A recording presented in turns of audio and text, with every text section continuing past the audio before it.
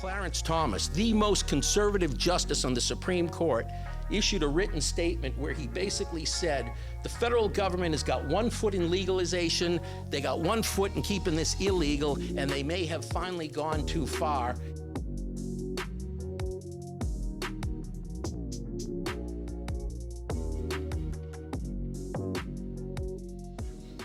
So I'm going to jump right into it. We're going to talk about the political and business history of cannabis in the U.S.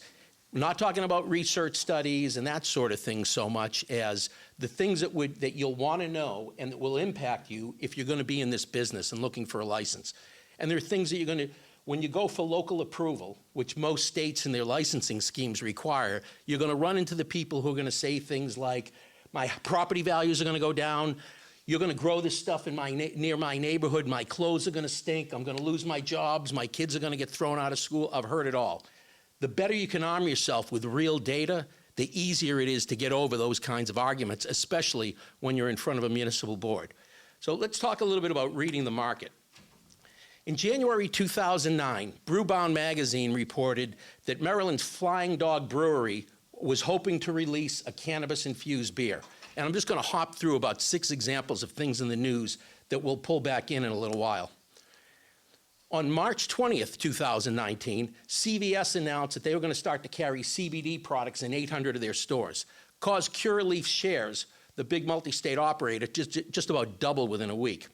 Not to be outdone, about 8 days later, Walgreens announced they were going to have CBD products in 1,500 of their stores. And further not to be outdone, 5 days later, the outgoing chairman of the FDA sent out a tweet that basically said, nobody's doing anything like that until they check with the FDA, because these things should all fall under our purview, and we're not ready to allow that.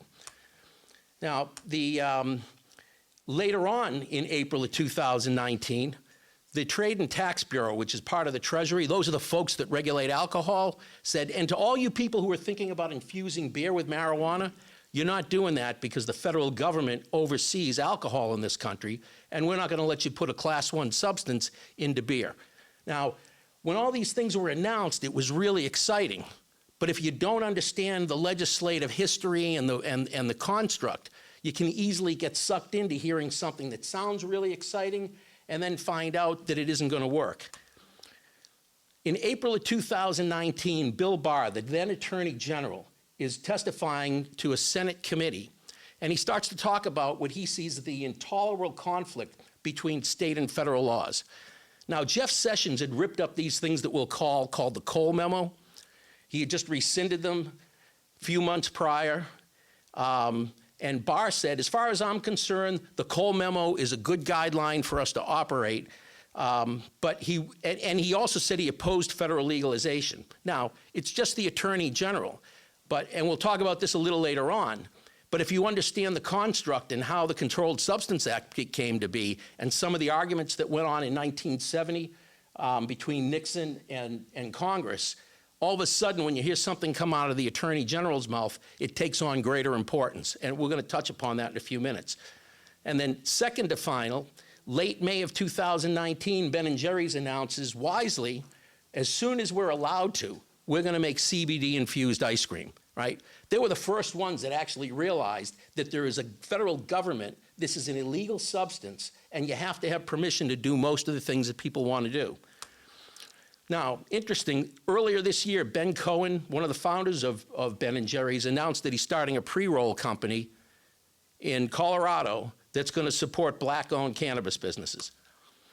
Now, this year, interesting thing came out. Back in June, it was Clarence Thomas, the most conservative justice on the Supreme Court, issued a written statement where he basically said the federal government has got 1 foot in legalization, they got 1 foot in keeping this illegal, and they may have finally gone too far. And he referenced something that happened in 2005 that we're going to get to, and said basically what he hinted at is if the right party brings a case to the Supreme Court, it's very likely they're going to rule that marijuana is no longer illegal, because the federal government has done so many contradictory things. And some of these contradictory things you're going to learn go back 100 years. So let's go back in time to when doctors loved cannabis. From 1850 to 1937, U.S. Pharmacopoeia listed cannabis as the primary therapeutic agent for over 100 illnesses.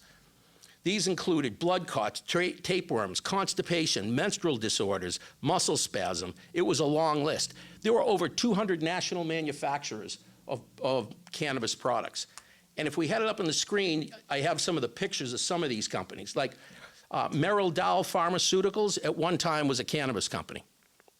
That's just kind of the way these things have progressed. Interesting, when you look at all the old ads, there must have been only one packaging company selling to these folks because they're all using the same size bottle. It's either got a really thin throat if it's liquid or a wide throat if it happens to be in a powder form. One night cough syrup, and again, you can't see this, so I'll read it to you. It has an equal amount of alcohol and cannabis, then about half as much chloroform and a tiny little smidgen of morphine. And that was one night cough syrup. This next thing I found, which is really cool to look at, but like I said, we don't have a screen. You see this ad? I threw it in there. It's got nothing to do with cannabis. Cocaine tooth drops. So if your kid, they got two kids playing in the front lawn, and if your child happens to have a toothache, give them cocaine tooth drops, right? Things you would never see happen today.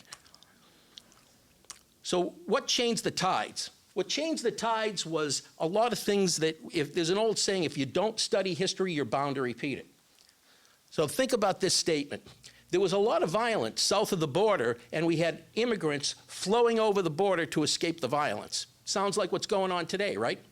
That's what was happening between 1910 and 1920. Mexican Revolution is going on. Pancho Villa, who is one of the main characters in that, isn't too happy with some things the U.S. does, comes over the border and nearly burns down a town in New Mexico.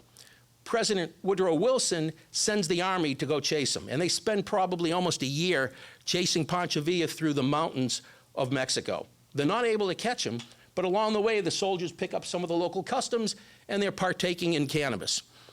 And I think it was probably April of 1917, it was February of 17, Woodrow Wilson calls the troops back because a few months later we're going into World War I. But that was one of the first important precursors to what happened in the US was our troops went into Mexico, started to pick up the habit, they get called back to go into World War I, things keep rolling forward. Now the founding architect to make marijuana illegal was a guy named Harry Anslinger. Pennsylvania Dutchman, born in 1892, generally considered to be bright and ambitious, went to work for the State Department as a junior diplomat. Had positions in Germany, Venezuela, and the Bahamas. Well, 1919, I think it was, 1920 prohibition goes into effect in the United States, and the federal government is very concerned about trying to stop illegal alcohol purveyors, right? That's where NASCAR was born. That was people who souped up cars that they could outrun the federal agents when they were delivering booze. When I was very young, in my 20s, I had a friend who was in his 70s, and I one time asked him how he had made his money, and he told me when he was probably closer to my age, late teens, early 20s, whoever they were, took out the back seat of his car, put an extra tank in, would fill it up with liquor, and he would run around and make deliveries. So yeah, that was a time of fast cars, federal agents trying to go after people who were bringing in alcohol. And one place we got a lot of alcohol was the Bahamas. There were a lot of rum runners coming in from the Bahamas. So they're looking for somebody who understands the Bahamas, and they turn to this young guy, Anslinger. They have him help out a little bit at the Treasury Department, and he loves the interdiction action, really loves chasing smugglers. So much so, he eventually leaves the State Department and goes to work for the U.S. Treasury. Now, during this period of time, the government is starting to crack down on cocaine and heroin. They've already issued a law in 1914, guised as a tax act, to go after those two items. They want nothing to do with marijuana. Well, the government now decides they need a bureau who's going to chase after drugs, and they form the Federal Bureau of Narcotics. And who do they tap to run it but 38-year-old Anslinger? Mothers groups are coming in to see Anslinger to complain about their kids using weed. And Anslinger wants nothing to do with it. Couldn't be more apathetic. Basically pushes them out of the office. One of his famous quotes is, marijuana, you might as well, that stuff grows like dandelions in roadside ditches. You might as well try to stamp out crickets. Well, 1929, federal government has got a $3.8 billion budget and is running a $734 million surplus. Wall Street crash happens October of 1929. We go, by 1932, the federal government receipts are cut in half. They're about $1.9 billion, and the government's running a $2.7 billion deficit. It's huge. And now Congress is looking for ways to tighten their belt. People are tired of prohibition. Prohibition would be voted out and gone by 1933, the next year. So think about what you read in the news about cities that are now decriminalizing magic mushrooms, psilocybin, decriminalizing other drugs, right? We've got some down in Massachusetts that have done that. That's the pervasive attitude back then. People are tired of prohibition.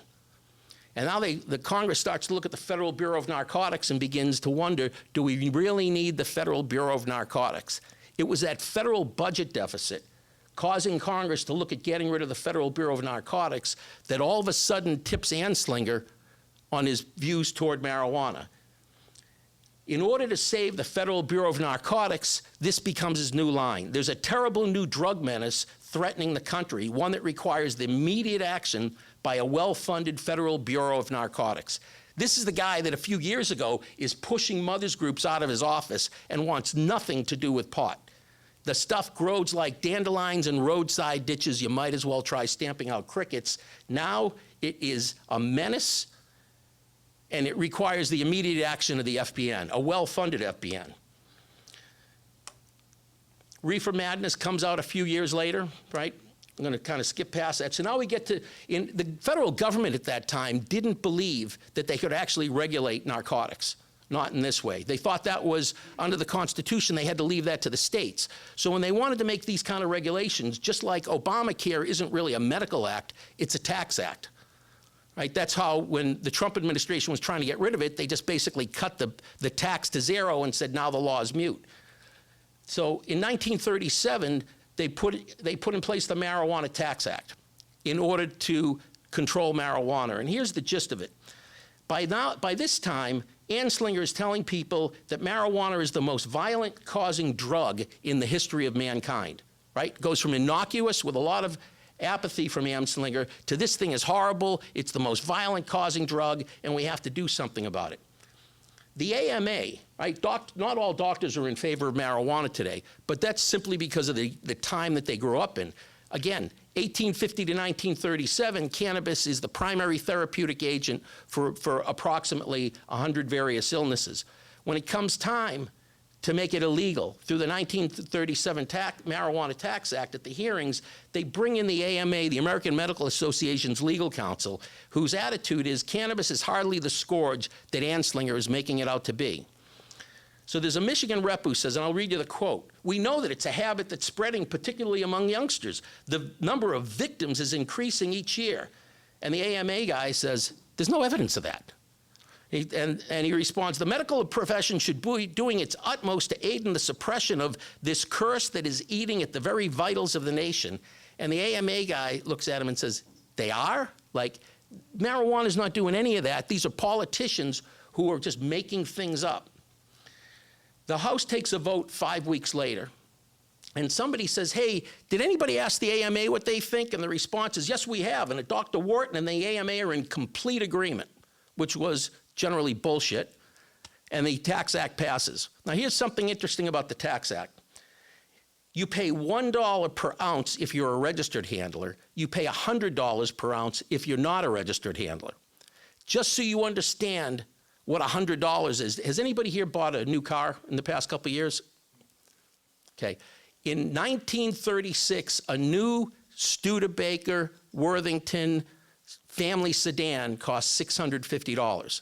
So think about that. Brand new car is $650, and 1 ounce of marijuana has a $100 tax. If you were to get an inflation calculator, the tax would be more today than you could buy a pound for. I mean, it was outrageous. But that was the idea, to make it so that nobody would want to pay the tax, and that's how they would make it illegal. So the 1937 Marijuana Tax Act takes effect, and all of a sudden the Federal Bureau of Narcotics is saved, and it is not going to be disbanded due to budgetary issues. Now, one of the skeptics about everything that's coming out of Washington is Dr. Walter Bromberg.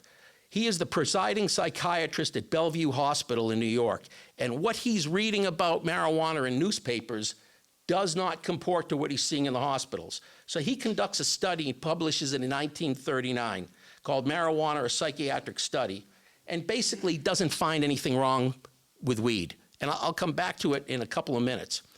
In the 1940s, weed gets a short-term salvation because the U.S. needed more cordage for the war, so they authorized farmers to start to grow hemp again so that they could use it for sails, ropes, and all that sort of stuff.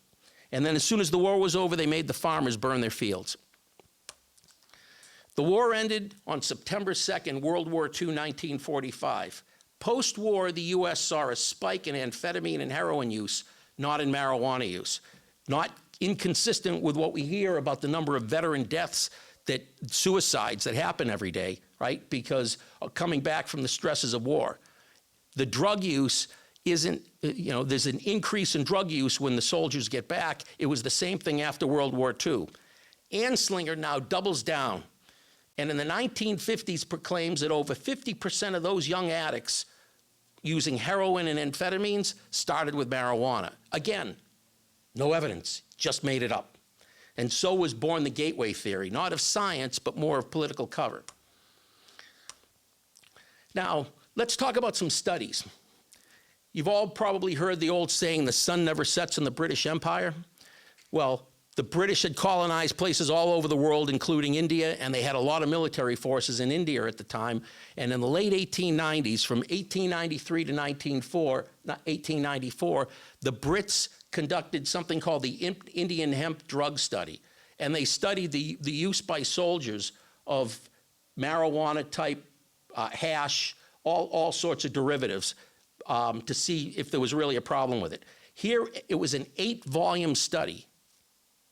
They completed it in 1894. Here's the most important finding. The moderate use of hemp drugs is practically attended by no evil results at all. Now, that's the British, it's not the US government. But the US government got a little bit worried in the 1920s. Remember, 10 years ago, they'd been running around through the mountains of Mexico. Now what they had were a lot of soldiers stationed down in the Panama Canal Zone. And they were starting to partake. So the US Army does an investigation into the use of hemp-type drugs. And here's what they find. There's no evidence that marijuana has any appreciable deleterious influence on the individuals using it. And this is the Army, right? They just want to know what the truth is. Reports on soldiers flipping out after smoking the drug, quote, appear to have little basis in fact. And finally, there's no medical evidence marijuana causes insanity. That's 1925, the US Army. That's followed,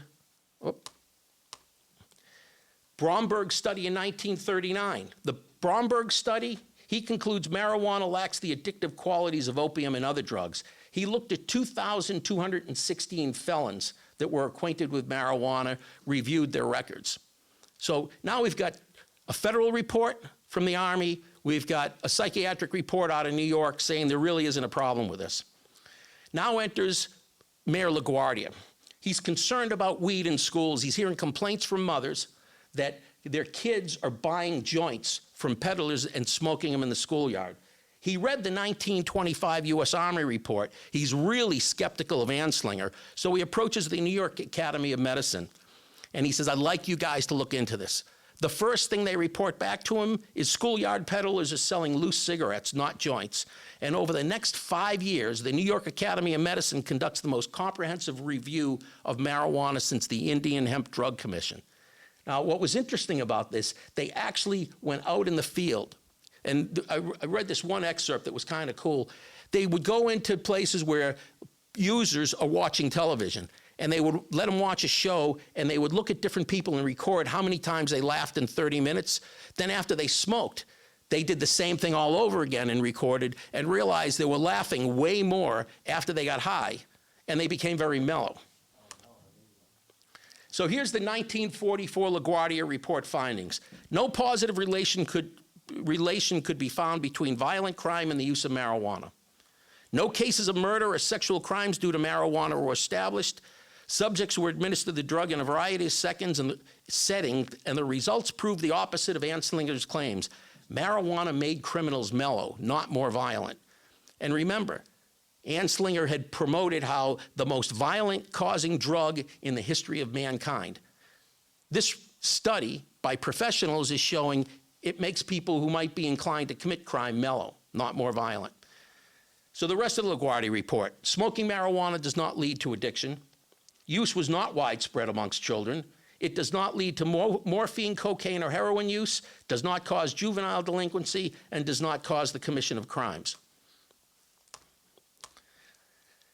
There's a quote by LaGuardia. He says, "The devil is easy to identify. He appears when you're terribly tired and makes a very reasonable request which you know you shouldn't grant." Now, Anslinger responds as follows. He issues an edict that anyone carrying out unauthorized research into marijuana would be arrested and tried on federal charges, whereupon the LaGuardia report sinks quietly into oblivion. So for all that you've heard about the fact that you can't study marijuana, the truth is the federal government will let you study marijuana and has allowed people to study marijuana as long as the research is clearly focused on demonization. And we'll get into that in a few moments as to how that kind of backfired in the federal government's face. Now, we're going to talk a little bit, we're going to go sideways for a moment and talk about wheat farmers, because while it doesn't seem to have much to do with pot, it actually had a tremendous amount to do with the way marijuana is positioned today in society. So in 1941, the federal government, under a 1939 Agricultural Act, can dictate to farmers how much their allocation is for wheat. It's basically, this is how much you can grow, how much you can grow, how much you can grow. So Roscoe Filburn is a wheat farmer in Ohio, and his 1941 allotment was just a little over 11 acres with a yield of about 20 bushels of wheat per acre. Even though he had an allotment of 11 acres, he planted 23. Harvested 239 more bushels than he was allowed. 1 bushel equals about 60 pounds of wheat. A common semi-truck grain hopper holds about 1,000 bushels. So 239 bushels was a pretty reasonable amount. Department of Agriculture sues him, and his argument is, it's got nothing to do with interstate commerce. This was all for my own personal consumption, right? Gets all the way up to the Supreme Court, and the Supreme Court rules it may be for your own personal consumption, but that meant that you didn't buy 239 more bushels on the open market, which could influence interstate commerce of wheat, and therefore, not only they find him guilty, but they vastly expanded the reach of the Commerce Clause. And it's that reach that has come back to when people argue, I'm growing plants in my house for medical purposes, I have the letter and it's legal under state law, and the DEA comes in and they find 6 plants and the person says, I wasn't going to distribute it, it's for my own use, and it's unlikely I'm going to distribute it across state lines, but the courts say it doesn't matter, the federal government still has oversight. It's all because of this farmer back in 1942. So let's talk a little bit about the 60s. The 60s were, just like the times we're going through now, a reckoning of race. The 1960s were full of a lot of race riots. 1965 were the Watts riots in LA. Did about $40 million worth of damage. That would be about $340 million today. There were 34 deaths. Took 4,000 California Army National Guard troops just to quell the riots. And it was the worst unrest until the Rodney King riots in 1992. Now, anybody ever hear of Timothy Leary? Quick show of hands. Right. Timothy Leary was a Harvard PhD clinical psychologist who advocated for the exploration of therapeutic use of LSD. Well, one of his famous lines is turn on, tune in, drop out. Leary packs up his family and he's going to head down to Mexico on vacation. So they drive from Massachusetts, because he's at Harvard. They get down to Texas, they go over the border, and they get to the Mexican border, and Leary's told, you can't come in. Some of his paperwork isn't right. Turns around, comes back to the Texas border guards who say, we need to check your bags. He says, no, you don't understand. I just came through here, went down there, they turned me back, and the border guard says, no, you don't understand. If you're coming back through, we check your bags. They check his bags and they find 2 joints, so they arrest him. He loses the case, found guilty. He appeals it, he loses. Now, he's a clinical psychologist with a PhD out of Harvard. The guy's got money, and he can afford the battle. He pushes it all the way to the United States Supreme Court. And here's his argument. In order to get a marijuana tax stamp so I would be legal, I have to admit that I have marijuana. And in 1911, marijuana possession became illegal in my home state of Massachusetts, and a few years later, it became illegal down in Texas. So I would have to be admitting to a crime. That is a violation of my Fifth Amendment right against self-incrimination. And he argues that the 1937 Marijuana Tax Act is therefore unconstitutional, and in May of 1969, the US Supreme Court unanimously agrees with him and overturns the conviction, and throws out the 1937 Marijuana Tax Act, right? Where all of a sudden, marijuana is no longer illegal at the federal level. Now, what else is going on in the 60s? Hippies protesting the war. If you don't want to go to war, you get a medical letter from your doctor, or you go to college and get a deferment. Well, Robert McNamara, who was the Secretary of Defense at the time, walks into the president's office and says, we got a problem. We're shy 10,000 soldiers. We don't have enough from the poorer neighborhoods. We're going to have to start pulling kids off college campuses. But kids who go to college often come from families, especially back then, where they had some money, and therefore they donate to politicians, and they have a little bit more pull. So now the tussling is getting a little uglier. You've got kids in college campuses who are protesting. I'm sure many of you are old enough to know the song "4 Dead in Ohio" about when the National Guard troops shot students who were demonstrating. You got the race riots that are going on. 1967 was known as the Long Hot Summer. How many baseball fans are here? How many games in a baseball season?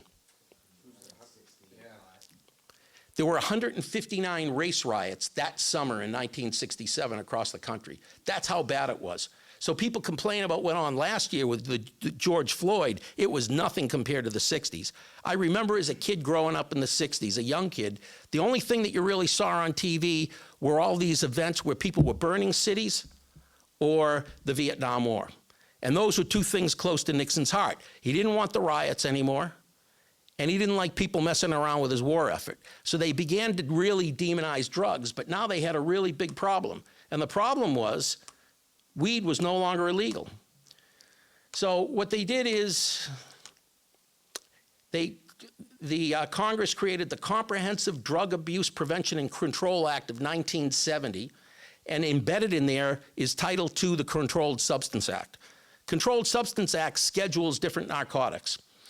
What's important to you if you're interested in the marijuana business is as long as marijuana is considered a Schedule I or Schedule II narcotic, then whatever you do is subject to this higher taxation thing called 280E. So ideally, for the industry, you want to see this either decriminalized or reduced to below Schedule II. And there's all kinds of problems if they reduce it below Schedule II. But here's how you get onto a Schedule I of the Controlled Substance Act. No currently accepted medical use. And remember that. No currently accepted medical use. Forget about the fact that from 1850 to 1937, it was the primary therapeutic agent in US pharmacopoeia for over 100 illnesses. No currently accepted medical use, a high potential for abuse, and it is so dangerous that it has a lack of accepted safety for use even under medical supervision. Well, here's what else is on Schedule I. Heroin, LSD, ecstasy, quaaludes, mescaline, and then obviously marijuana's in there. But marijuana was put there as a placeholder subject to review. What was going on at the time was kind of interesting. There was, the 91st Congress was firmly Democratic in both houses. Nixon was a Republican. The liberals said marijuana is an issue of public health, and the vesting of who decides what goes on these schedules should rest with our public health officials. The conservatives said, no, marijuana is an issue of crime. The Senate was more liberal. They wanted scheduling to rest with the Department of Health, Education, and Welfare. The House and Nixon wanted it to go with the DOJ via the Attorney General. So you remember when I was talking about Bill Barr and his comments? You know, you listen to him, you say it's just the Attorney General, until you realize the Attorney General is the one person in the United States that has the power to deschedule marijuana. So when the Attorney General makes comments, they're really important to understand what's in their mind, because that's going to give you a good indication of where things are going to fall. Now, in the background is a young man named Keith Stroup. He's basically the Ralph Nader of marijuana. In 1970, he forms the National Organization for the Reform of Marijuana Laws. Now, embedded in the 1970 Drug Control Act is a Presidential Commission on Marijuana and Drug Abuse. And it's ultimately the mechanism that is going to advise on the proper scheduling of marijuana.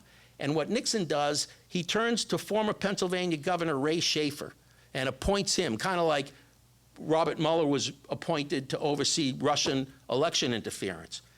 So the Schaefer Commission, as it was known, gets started in March of 1971, and their job is ostensibly to find out the truth about marijuana, but behind the scenes, it is to give the evidence so they can put the final nail in the coffin and just be done with it. The government needs a report to talk about how bad marijuana actually is. Nixon then declares war against drugs. The Schaefer Commission does their work. They have 50 projects and studies across the U.S., hearings across the country, 73 staff, millions and millions of dollars to do this, and when they're done, they issue almost a 1,200-page report to Nixon. It is so anticipated by the public that just like the Mueller report got turned into a book, that study from the Schaefer Commission gets turned into a book. People are buying it and reading it to understand it. I'm going to save you the time of having to read it.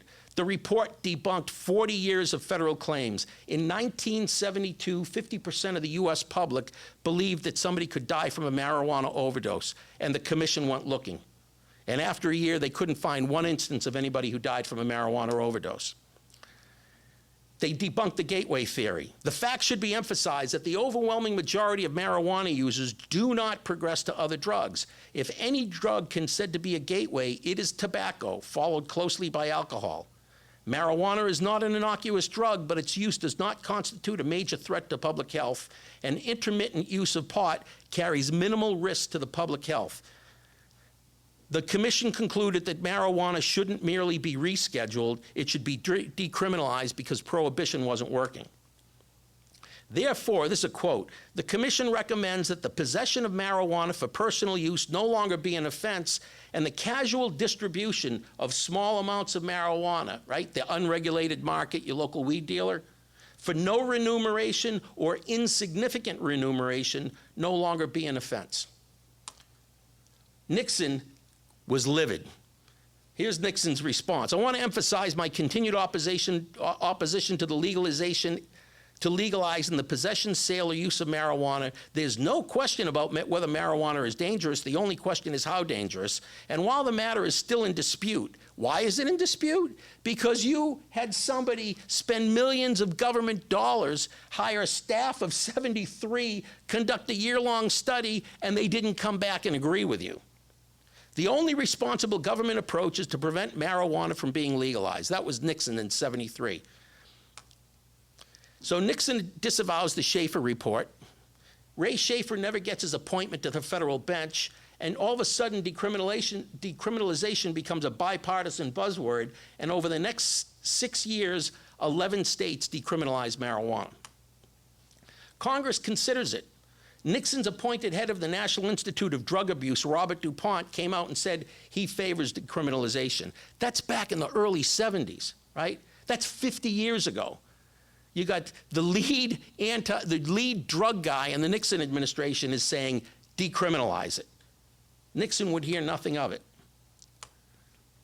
Now, if you recall, I talked about how the government won't allow you to do research into the benefits of marijuana, but will let you definitely demonize it. So in 1971, a UCLA ophthalmologist decided he wants to carry out marijuana research, and here's what he's after. He wants to see if you smoke, how do your pupils dilate? And is there a correlation between looking at the dilation of your pupils and whether you're fit to drive? So it'll help officers when they pull over users identify whether they're under the influence. Here's his findings. Use of marijuana decreases eye pressure, which just so happens to be the primary symptom of glaucoma, and he can't figure out a way to measure pupil dilation. Well, in 1964, two researchers discovered that Rastafarians had unusually low glaucoma rates. And local fishermen were taking some sort of marijuana oil in the evening, rubbing it all over their eyes because they said it improved their night vision when they went out fishing. Interesting little tidbit, but ties right in with this 1971 UCLA ophthalmologist, his work.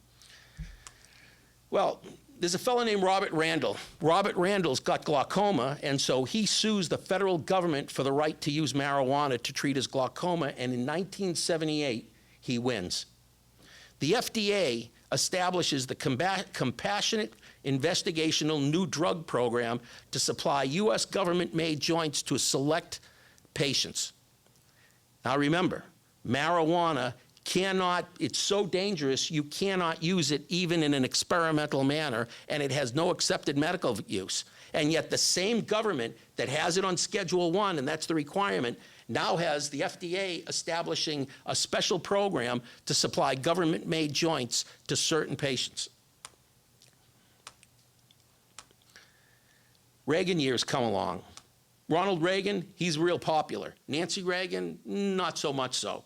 So the solution is the conservatives who hated drugs wanted Nancy to pick up the mantle of the anti-drug war. 1982, Reagan announces the battle flag on the war on drugs.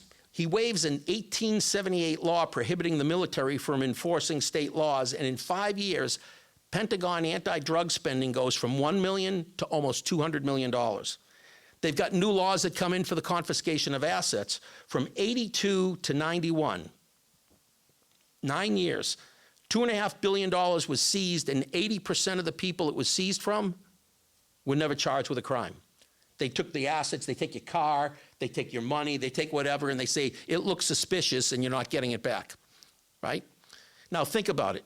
If you've got money and they take your Range Rover, you're gonna hire an attorney and fight them. If you don't have a lot of money and they take your car, you probably can't afford an attorney. So the people who are really getting screwed by this are the ones who are on the lowest rung of the socioeconomic ladder. But think about the amount of money the government is taking away, and it's not all marijuana, but it's a fair amount of marijuana's got to be in there, even though the government, on one side, the politicians are saying how evil the drug is, and on the other side, they got the FDA supplying government-made joints. Robert Randall spends most of the 1980s working with NORML to force the DEA to reschedule marijuana, and in 1988, a DEA administrative law judge named Francis Young finds marijuana to be, quote, one of the safest therapeutically active substances known to man, end quote, and finds its Schedule I classification was, quote, unreasonable, arbitrary, and capricious. Even to this day, we've got researchers who are trying to research the positive impact of marijuana, and they have to sue the DEA to get anything done. And then every time they get into court, they're told you got to go exhaust more administrative remedies. And I got a few of those instances, including September 2, 2021. Appeals court rejects lawsuit seeking to force DEA to reschedule marijuana. Now, the ruling that came out of that DEA administrative law judge, the Bush administration sat quietly on it for about a year, and on what was effectively New Year's Eve in 1989, quietly rejected it, and that one sank into oblivion. So then we get the medical wave. From California in '96 to Michigan in 2008, states representing approximately 25% of the US population legalized marijuana for medical use. By 2021, that figure's up to 70%. And then I have some charts that I really can't show you that shows the adoption and the curve of it along with the adult use. But as of now, states have legalized adult use marijuana that allows over 140 million people to have access to weed legally, right? That's just about half the US population. So, quick recap. Cannabis is a storied chapter of therapeutic use. Causation does not equate to correlation, like hippies protesting the war and hippies smoking pot does not mean pot is bad. Cannabis legislation has historically been used in a negative way as a tool of attack. Past laws have been struck down eventually. The 1970 CSA intoned marijuana as a dangerous drug. Remember, rescheduling rests with the Attorney General via the Department of Justice via the Attorney General, not National Institute of Health. And then obviously some of these studies. So let's talk about the new millennium. On August 15, 2002, Butte County Sheriff's offices in California, along with their DEA counterparts, raided the home of Angel Rach. She had 6 marijuana plants. She had a letter saying she's got cancer, exceptional pain, and she needs marijuana to survive.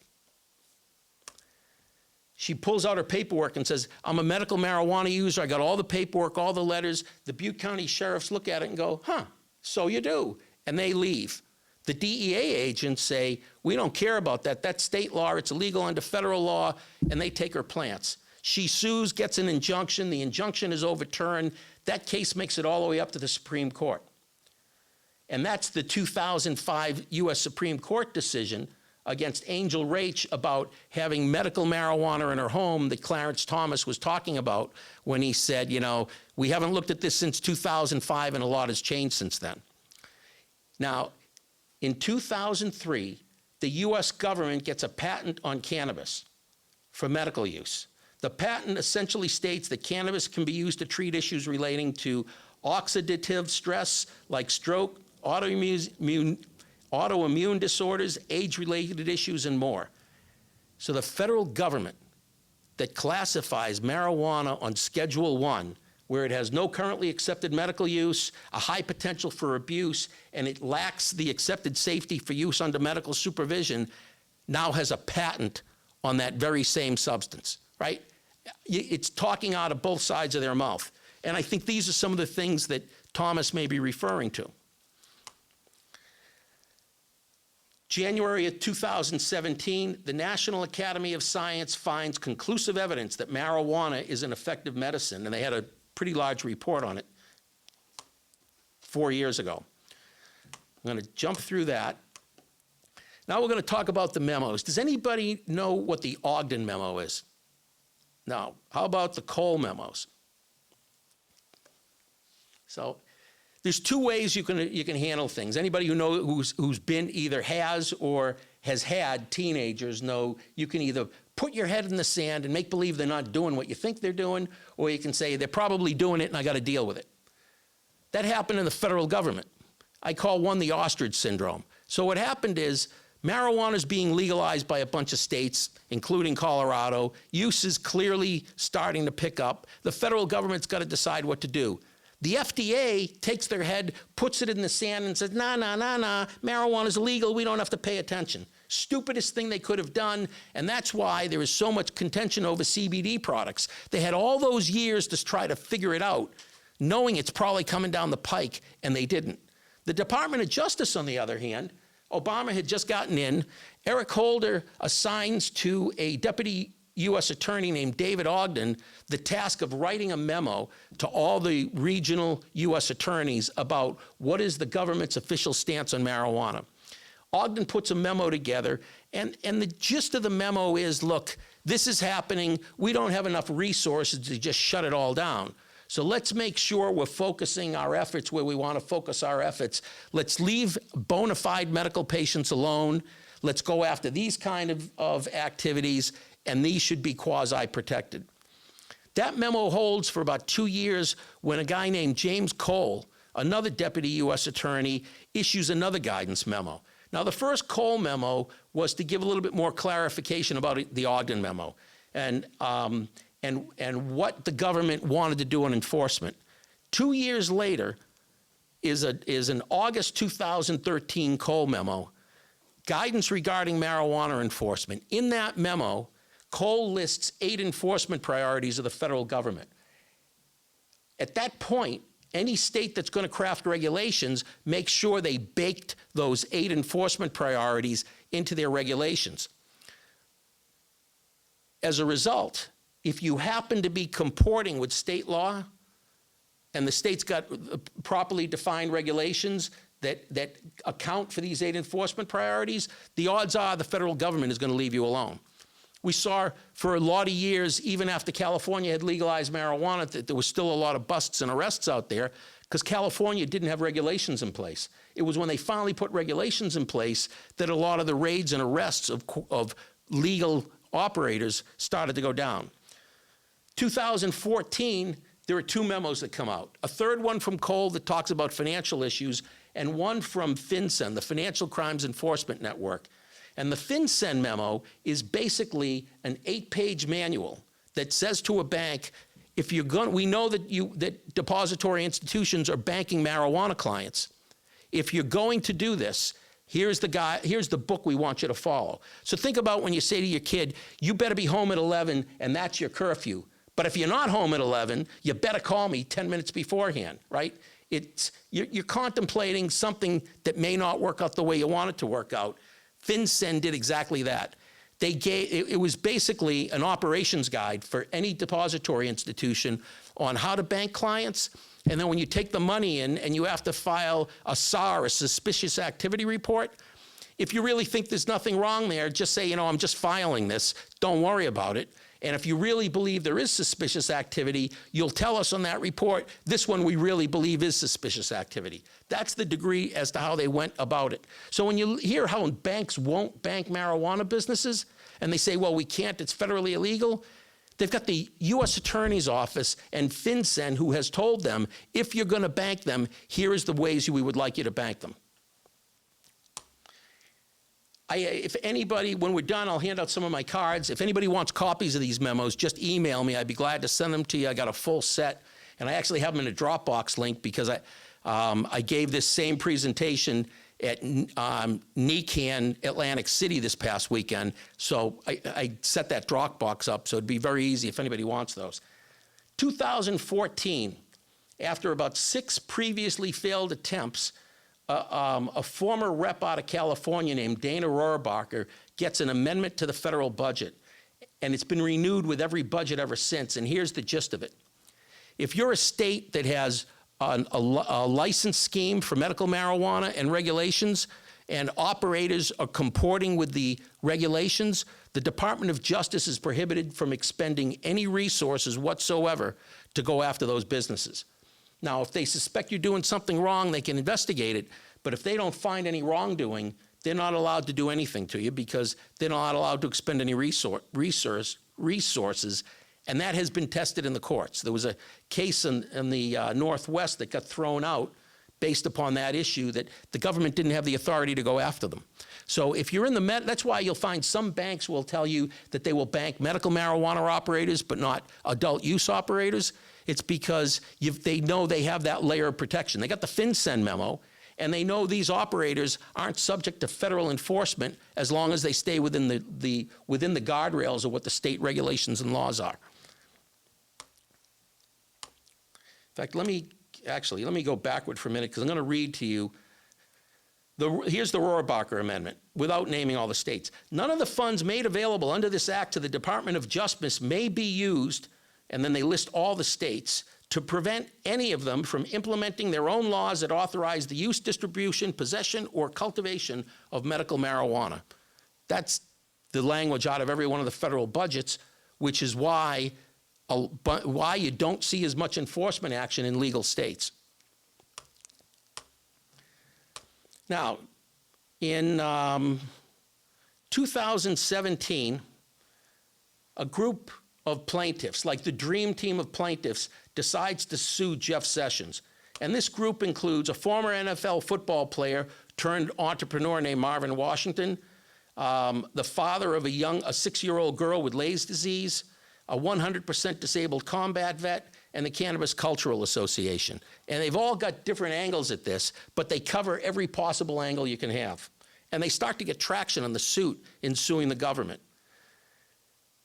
One of their arguments has to do with the Cole memos, right? The government has already authorized this, whereupon Sessions then takes the Cole memos and announces he's revoking them.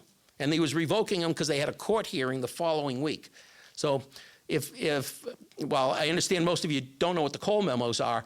while the government is still following the Cole memos. Technically, they were rescinded by Jeff Sessions because he had a court hearing the next week and it wasn't looking good in the case. With the memo rescinded, the plaintiff's arguments all fell apart, and there was a hearing on February 14th, and the case was dismissed February 26th. And once again, the plaintiffs were directed to exhaust additional administrative avenues.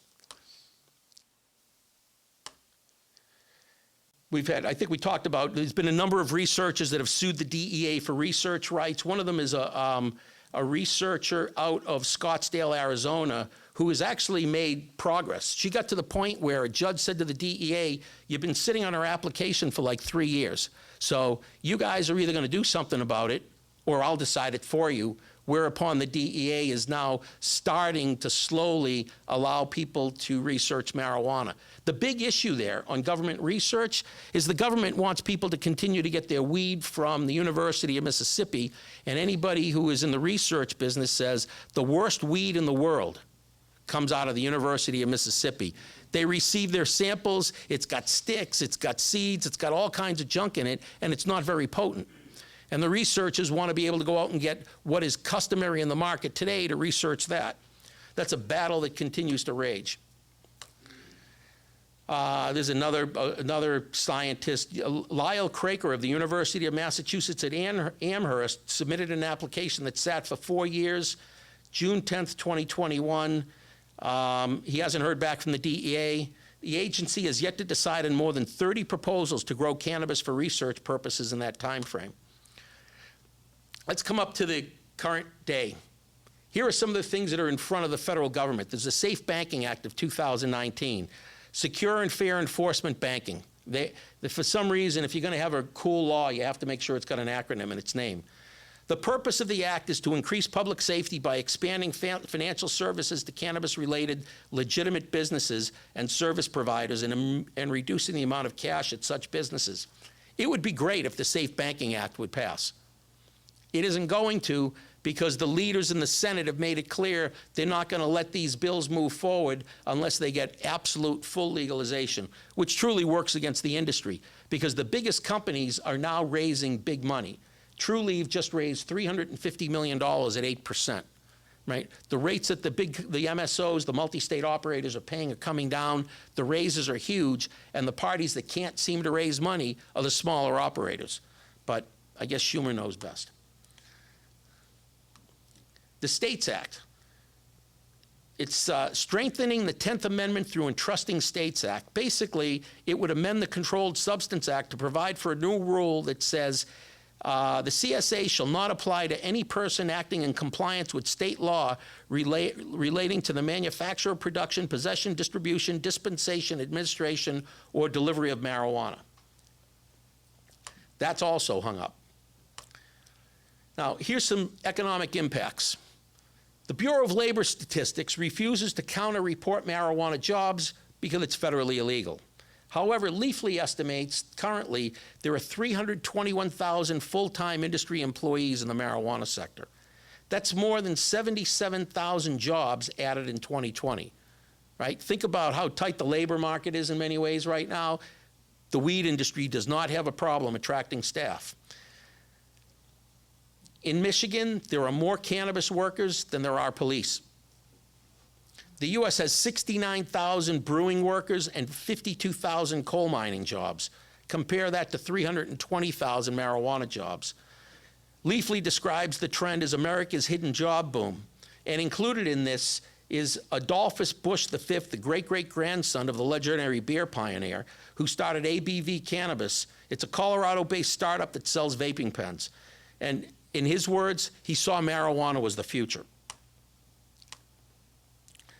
The industry is now worth well more than $20 billion in 2020, and estimates are that by 2025, total U.S. legal sales should reach $35 billion. That's the same as Coke, Coca-Cola. Yeah. There's about, from October 2020, this would be, well, you're not going to be able to see it that well, but that line shows how many institutions across the country are banking marijuana businesses. It's holding reasonably steady. October 2020, there were 685. By June of 21, it's up to 706. So there are entities that are in fact banking marijuana operators.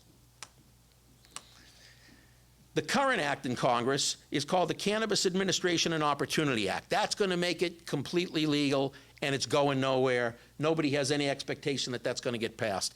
The people who wrote it don't even seem to understand the industry. So now, I'm going to skip a few slides. I want to give you a quick summary of a couple things. So 1894, the Brits found that the moderate use of hemp drugs is practically attended by no evil results at all. 1925, U.S. Army finds there's no evidence marijuana has any appreciable deleterious influence in the individuals using it. 1939, Walter Bromberg, the head psychiatrist at Bellevue, finds marijuana lacks the addictive qualities of opium and other drugs. 1944, the LaGuardia Report. No positive relation could be found between violent crime and the use of marijuana, and no cases of murder or sexual crimes due to marijuana are established. That report further concludes, smoking marijuana doesn't lead to addiction, use is not widespread amongst children, doesn't cause juvenile delinquency, the commission of crimes, and does not lead to morphine, cocaine, or heroin use. The Schaefer Commission, the fact should be emphasized, the overwhelming majority of marijuana users do not progress to other drugs, finds that it carries minimal risk to the public health, and suggests they shouldn't reschedule it, it should be decriminalized. Yet with all of this time that's passed, there's very, very little movement. So let's talk a little bit about decriminalization and legalization. Decriminalization means that it's no longer illegal at the federal level. You still have to deal with state laws, but that's not such a bad thing, right? Because if the state's legalized it, you're okay within the state. Decriminalization is going to keep the major companies out of the market. If you look at the marijuana market today, Trulieve just completed an acquisition. They became the biggest multi-state operator. Right behind them is Curaleaf. And people look at these multi-state operators as the 800-pound gorillas, the elephants. But think about this. Back in 2018, the folks who own Corona Beer put $4 billion of cash into a Canadian marijuana grower, Canopy Growth. Imagine a company big enough that they can write a $4 billion check, and over the next couple years, that money evaporated, right? They still have some value in that investment because Canopy Growth stock has started to recover. But that's $4 billion that they burned up. What most people don't realize is when marijuana becomes legal at the federal level, the size companies that are going to come in the market are going to dwarf the current big MSOs, and just the velocity and the wind of those companies coming in is going to just tip over a lot of small operators. It's going to change the market dramatically. My view, the best thing we could have is not legalization, it's decriminalization. There is, this past summer in July, a Vanderbilt law professor named Robert Mikos wrote a 40-page paper that was published in the BU Law Journal. And he asserts that interstate transportation of marijuana can't be stopped by the states, and there's no reason to believe the government would do anything. And he cites a lot of stuff, cites case law, goes through the Cole memos, analyzes it. It's a fascinating paper if you like reading that stuff. If he's right, why would you want to pay $4,400 a pound wholesale for weed in Massachusetts when you can get on a plane, go to the West Coast, find a licensed cultivator and buy it for under $800? The price crash is going to be huge. And all these indoor cultivators that are spending the kind of money that they're spending on their facilities, I have no clue how they're going to get that money back, because most produce is not grown in a warehouse. And if produce that is grown indoors tends to have a high ratio of what you can eat to the size of the plant. Well, you don't grow apples indoors, you don't grow avocados indoors, because look at how many apples you get off a tree versus the size of a tree. The same thing holds true for a marijuana plant. Think about the size of the plant versus how much you're going to get off in bud. It doesn't really make a lot of sense to grow that plant indoors, especially when it's a plant that easily grows outside like a weed in a roadside ditch, right? Being focused on what's going on at the federal level is important as you're constructing your plans, because this industry is going to tip in a couple of ways. You talk to folks who are in the retail level or on the product side, the rave right now are beverages. There's a company on the North Shore of Massachusetts, started a couple years ago. They make a beverage. Now, because it's Massachusetts, that beverage is limited to 5 milligrams of THC. 5 milligrams doesn't do much, so you got to drink quite a few of them. I've talked to people who've had different marijuana drinks. They all complain. They really don't. In med in Massachusetts, you can get up to 20 milligrams or 30 milligrams. In medical, right. Yeah, for your beverage. Yeah. They don't have the same limitations at all. But on the rec side, it's no more than 100 milligrams per package, no more than 5 milligrams per serving. 5 milligrams doesn't do much, and the drinks, I understand, they don't taste good. So think about this. $7 a can.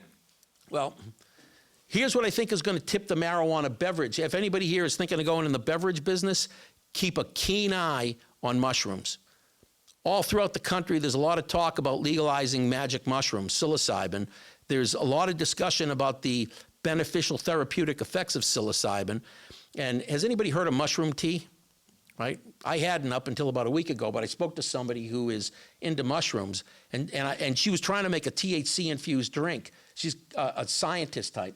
And she said to me, you know, I'm still having some issues with how you suspend it in the liquid, but she said, I've moved on to mushrooms. Mushrooms are water-soluble, which means if you get psilocybin and you mix it in a drink, you don't have to worry about everything the THC folks worry about, and apparently you don't have that same taste, that same aftertaste from it. And you're still going to get the same kind of a high. And it still has it has some therapeutic benefits for the brain, which leads me to believe most people, I think, if they're going to leave alcohol, they're going to get away from it because alcohol's got a lot of calories, it can kill brain cells, but they want something they can drink that's going to get them buzzed. So they're turning to THC. I happen to think that if she's right, and I'm doing more research on it, marijuana beverages aren't going to last long. I think they're going to tank. If you can take psilocybin and it doesn't have a bad aftertaste and it easily mixes with water, that's probably going to become the beverage of choice.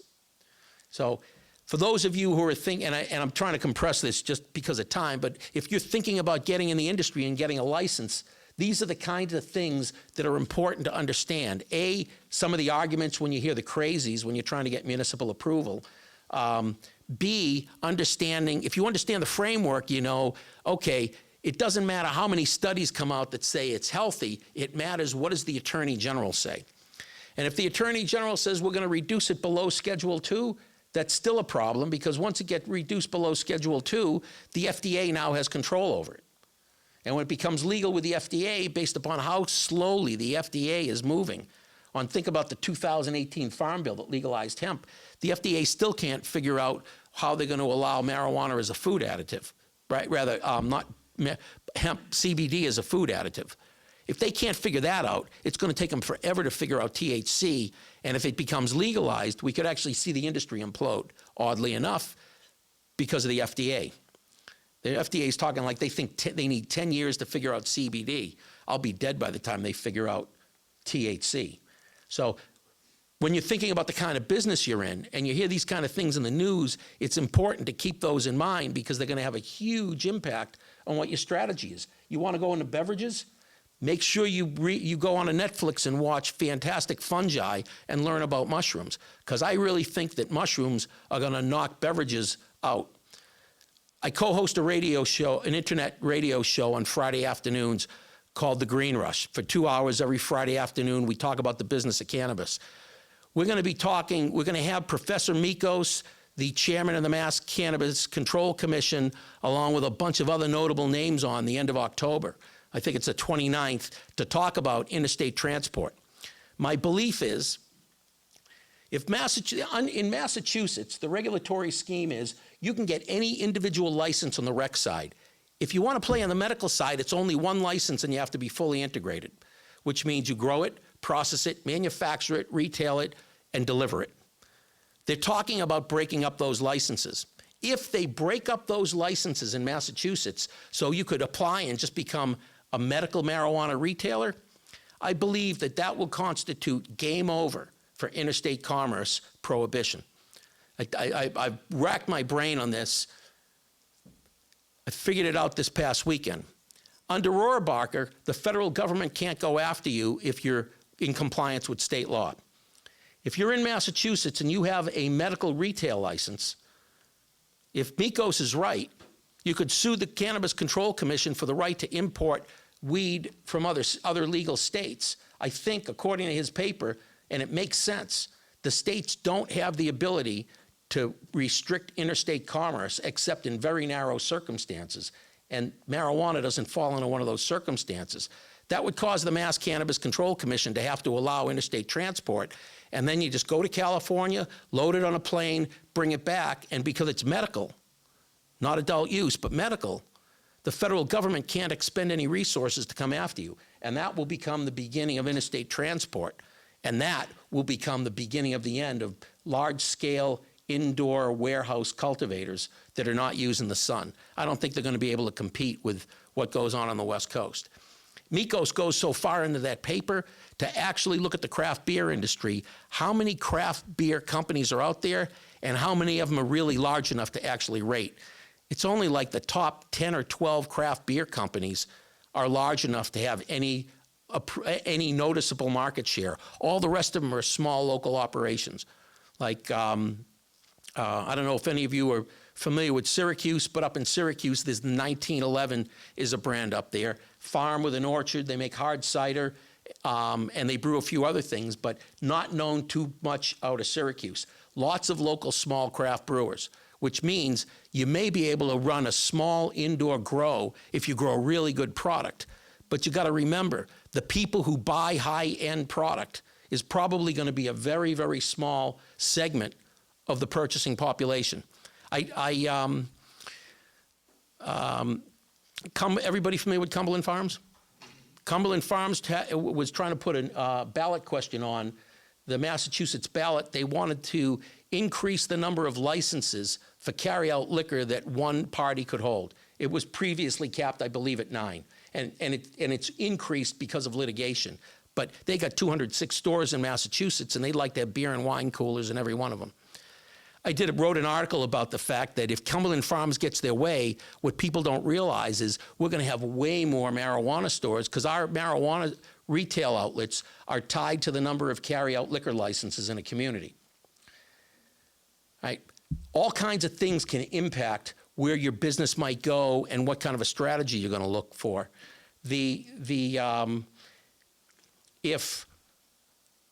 As a result of that, I developed a relationship with the Mass Package Store Association, and I leaned on them a couple of years ago, and they put me in touch with some big wine retailers.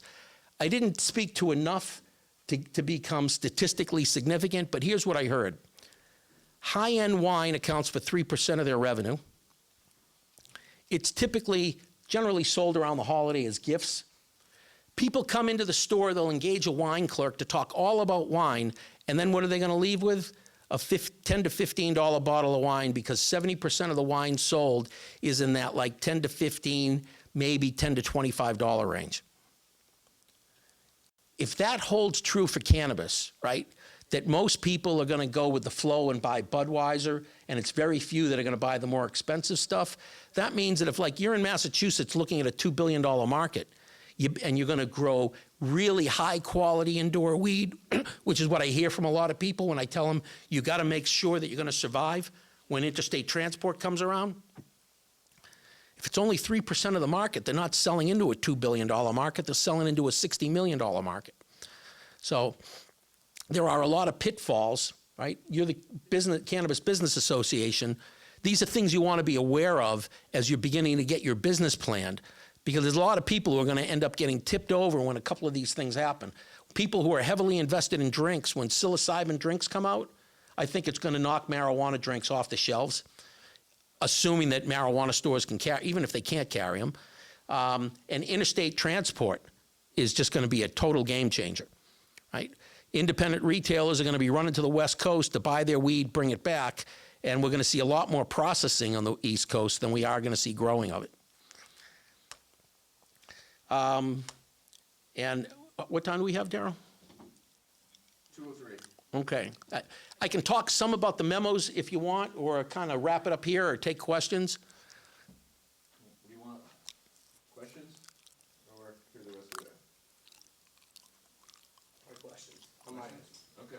definitely got some questions.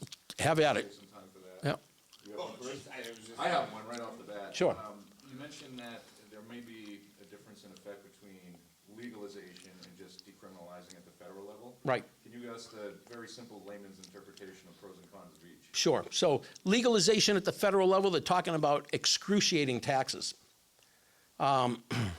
You'll have a lot more, you'll have the Fed's level of control over it. The big issue with legalization is big companies that do business with the federal government will all of a sudden enter the space because now it's going to be legal. If you happen to be CVS or Walgreens, you're not going to get in the marijuana space because you do too much business with Medicare and Medicaid.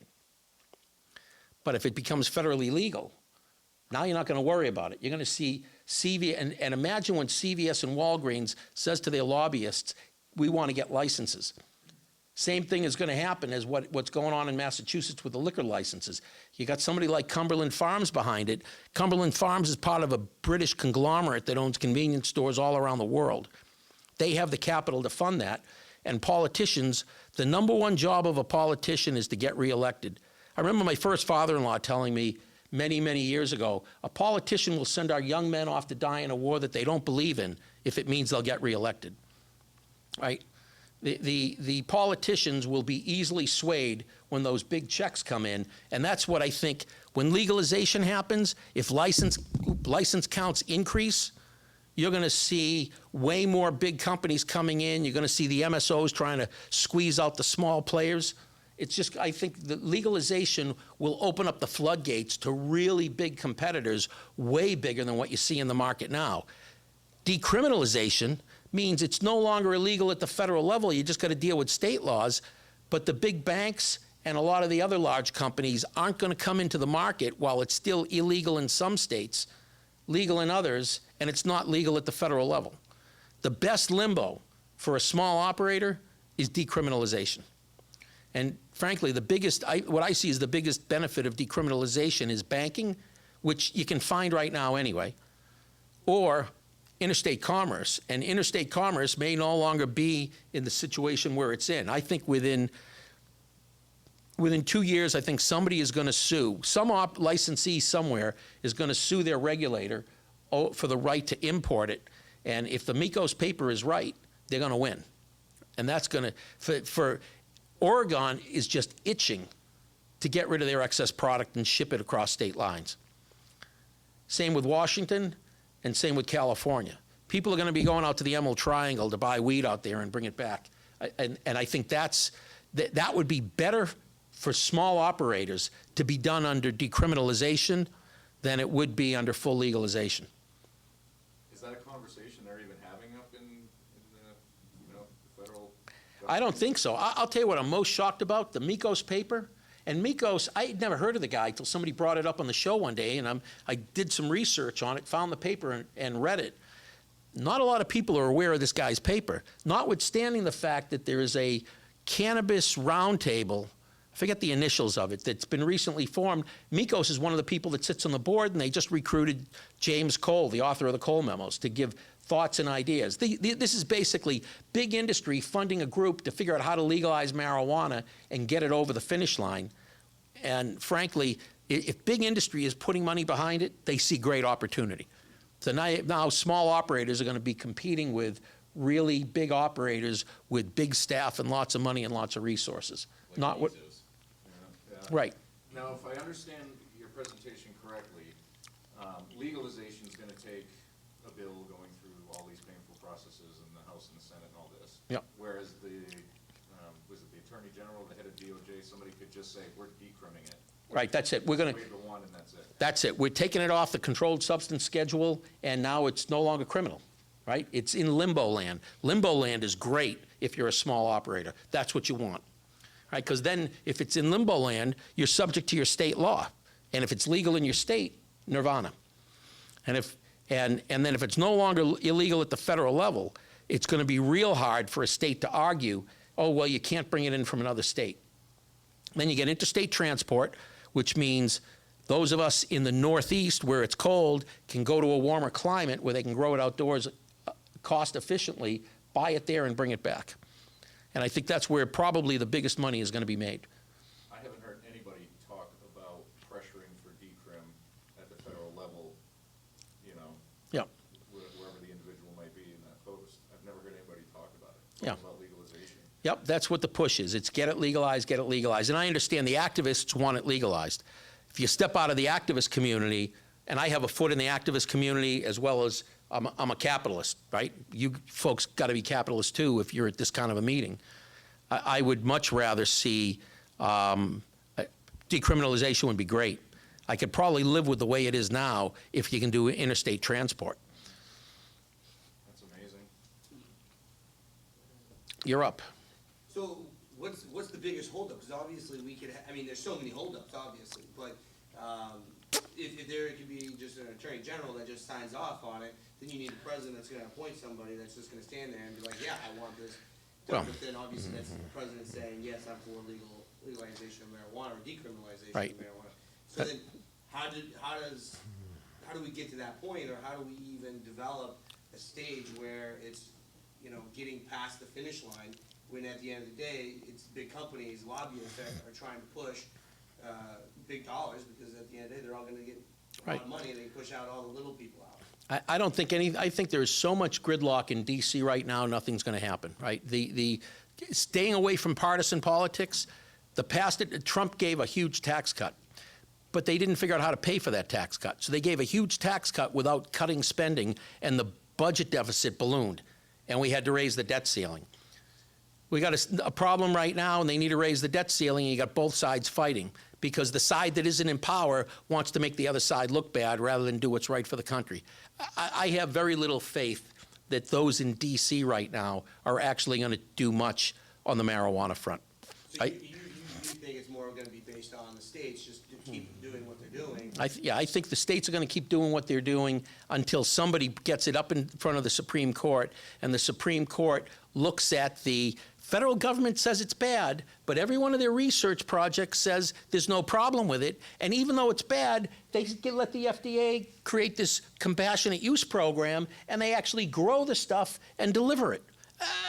How is it that you can be, and you have a patent? How do you have a patent on something that is so dangerous it has no medical use, and your patent's for medical use? I think that's what I think is going to come down with Clarence Thomas. I think it gets up there. Clarence Thomas, the most conservative Supreme Court justice, is going to have a compelling argument that the federal government has just lost their right to claim that this is a Schedule I narcotic. Their actions have undermined that. And if the government doesn't do it on their own, the Supreme Court could just easily say, we find that it is arbitrary and capricious, and marijuana is no longer on Schedule I. That would be ideal, because that would be decriminalization. So really, you almost need somebody that's gotten in trouble to fight it, and then you need an activist group to support the, you know, financial perspective, where they have the backing to Yeah, go after it. and there's been a number of parties that have pushed cases up to the Supreme Court unsuccessfully, but I wouldn't be surprised if the right case that gets up there is going to go in favor of marijuana being knocked off the CSA. Love the ambiguity here. Look, So crazy. the fascination, think about this. Marijuana is an ag product. What's your favorite fruit, Darryl? Pineapple. Pineapple. What brand? Well, I don't even know. Dole, I guess. Okay, so you know a brand of pineapple. That's good. What's your favorite fruit? Apple, What's your favorite brand? favorite brand, favorite style is a Macintosh brand. I don't know. There you go. I've had people tell me, oh, my favorite brand is Granny Smith. That's a varietal. It's not a brand, right? Think about agriculture brands. Haas Avocados, Purdue Chicken, Dole, Del Monte, Bonita Bananas, Chiquita Bananas. I can't think of many other brands. Ag products don't have brands to them. You got famous people who are trying to attach their name to marijuana, hoping it's going to be a big deal. I don't think it's going to work, and I really don't believe the American consumer, and I could be wrong, but I think when we have widespread marijuana adoption, I don't believe the American consumer is going to smoke it. We've had too much drilled into our head about how bad smoking is. I just don't see that happening, which means they're either going to vape it, and a lot of people are scared of vaping because of the problems we had with the vape crisis, or they're going to consume it via a patch on the skin, something, an edible that goes in their mouth, or a drink. When that happens, right, you're not consuming whole flower. Somebody has to take the flower and get the oil out of it. As soon as you begin to decompose the plant into its component parts, who cares what brand it is, right? All you care about is you're going to buy a 30 or a 50-gallon drum of oil, and that it's got the right chemical properties, and it's been tested and it's clean. Anybody here drink milk? What brand? Market Basket. Market Basket milk. You think Market Basket owns cows? Nope. Right. Gorelick Farms. Gorelick Farms doesn't own cows. You have all these little farmers all over the place that have the cows. They produce the milk. The milk goes to the processor, gets pasteurized, homogenized, put in bottles, and their label goes on it. That's what's going to happen with weed. Nobody cares about what farmer, which cow and which farm produced that glass of milk. If you're going to take marijuana and put it into cooked products, onto patches, into drinks, nobody's going to care what farm it came from. They're not going to care what quote strain it is, what varietal cultivar. They're not going to care about any of that. What they're going to care about is, does it have the right chemical composition, and is it clean of heavy metals? And if it is, I use it. It's an ingredient. And I really think that's where the big part of the market's going to be, which doesn't lend itself well to people who are trying to create these great brand names. Why hasn't the ACLU brought any of these suits that you say could be brought and have a good chance of winning? Because I don't know if the ACLU is the one to bring it. There's a lot of researchers suing the DEA, and they keep running into the same problem. You haven't exhausted all the administrative remedies, and then they go after exhausting the administrative remedies, and the DEA doesn't respond. So the DEA is phenomenal. And if anybody's been through court proceedings knows 30 days in a court proceeding is nothing. You know, the judge will say, okay, let's go figure that out, and let's all come back, what do you say, 30 days from now? And that's considered a fast hearing. Now you get into like the DEA, it looks like they do things by the year. So it just drags out and drags out. My gut from everything I've read, and I read a lot in this segment, it's either going to be something will happen in Congress. There'll be some way the Democrats the Republicans are going to need something, and the Democrats will get the Rohrabacher Amendment to say medical and adult use, which then really opens up the gates. Or somebody's going to have to sue and push it through up to the Supreme Court and have the court overturn it. So your takeaway, how optimistic are we? How pessimistic are we? I'm very bullish. I am exceptionally bullish on this segment, but I'm bullish because I look for these signs. Like, as soon as I'm hearing psilocybins could be a really great drink and get you high, well, that means you don't have to figure out all the things you need to fix on THC-infused drinks. No need to, because people are just going to want to get the buzz. I think mushrooms will be able to knock out THC drinks. Do you think the production potential from mushrooms could have an effect on how powerful that change might be? I mean, cannabis grows much more easily than mushrooms. I don't know. I don't know anything about mushrooms, but what I've been... It's easy to grow. Really? I've heard. What I've heard is that mushrooms are a piece of cake. They're easy, but as far as large-scale operations, how are you going to grow? They don't grow 12 feet tall, and you have to have certain conditions. They're not hard to grow, but can they grow on large scale? I think they can. I've heard like you grow them in shipping containers, right? So think about you got a 320 square foot shipping container. That's a 40-foot box, 8 feet wide. And there are plenty of those that people grow weed in. And I think about it and I go, 320 feet, how much crop are you going to get out of 320 feet? But then you talk to people about mushrooms and they say you would be shocked at how many mushrooms you can grow in a shipping container because they're so small, right? You can have multiple layers. And anybody remember the movie The Departed? Right? Mark Wahlberg's great line in there about the FBI. I treat them like mushrooms, feed them shit and keep them in the dark. Right? Mushrooms are a fungus. They just grow very, very easily. Quick question. If it goes to the Supreme Court, do you think the level of scrutiny will have a big effect on what kind of decision they can render and how great an impact it will have? I think any decision they render is going to have a huge impact across the industry. Whether it's strict or immediate scrutiny? Yeah, I mean, unless they just uphold the current law, and I don't think they're going to uphold. Clarence Thomas, the most conservative justice, coming out with a statement like he came out, I can't see the Supreme Court upholding the current situation. They're going to modify it somehow.